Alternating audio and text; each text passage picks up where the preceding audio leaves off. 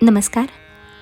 प्राध्यापक डॉक्टर सुरेश मेणे लिखित मनाचे श्लोक अध्यात्माची पाऊलवाट या पुस्तकाचे क्रमशः वाचन. आजचा भाग.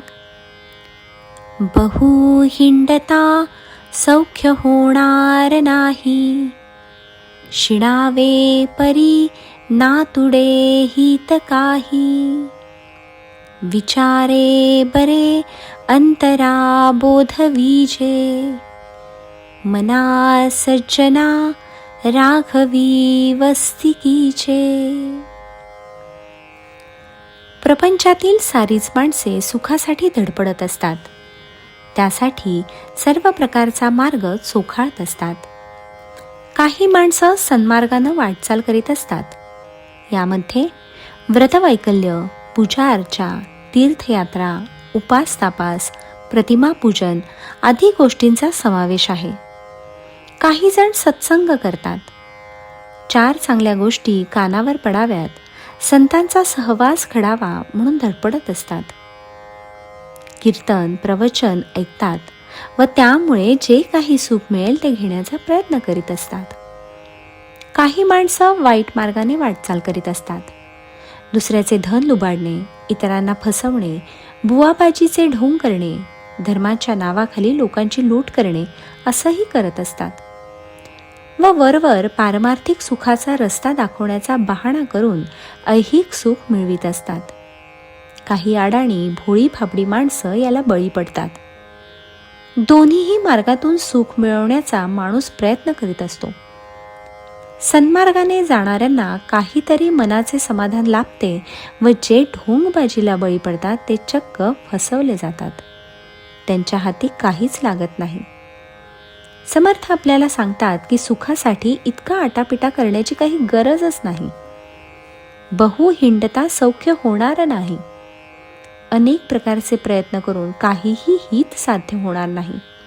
यातून तुझी दमणूक होईल, पण खरे सौख्य तुला लाभणारच नाही.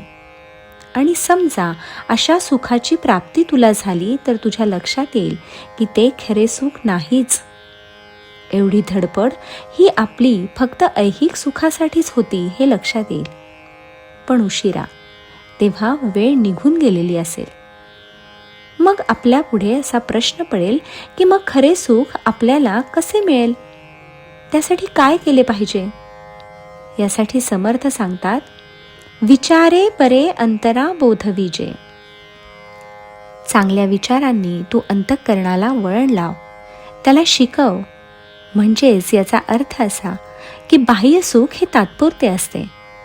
त्याने मनाला समाधान मिळेलही, पण ते क्षणभंगूर असते. हे मनाला आपण पटवले पाहिजे. अंतःकरणामध्ये हा विचार दृढ केला पाहिजे. त्यासाठी संतांनी जो मार्ग आखून दिला आहे त्या मार्गाने आपण वाटचाल केली पाहिजे. तो मार्ग म्हणजे मोक्षप्राप्तीचा मार्ग होय. प्रत्येक जन्मात प्रत्येक मनुष्याचे ध्येय हे मोक्षप्राप्तीचे असले पाहिजे.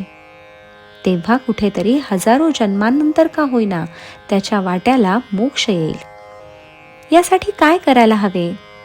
तर मना सज्जना राघवी वस्तिकीचे. भगवंताच्या जवळ आपण राहिले पाहिजे. त्याचा ध्यास घेतला पाहिजे. त्याच्या सहवासासाठी आसुसले पाहिजे.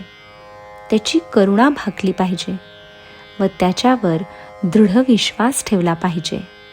म्हणजे त्याच्या वस्तीला आपल्यालाही निश्चितपणे जागा मिळेल. त्याला सांगितले पाहिजे, उपरती मजरामी जाहली पूर्ण कामी, सकळ भ्रमविरामी राम विश्राम धामी.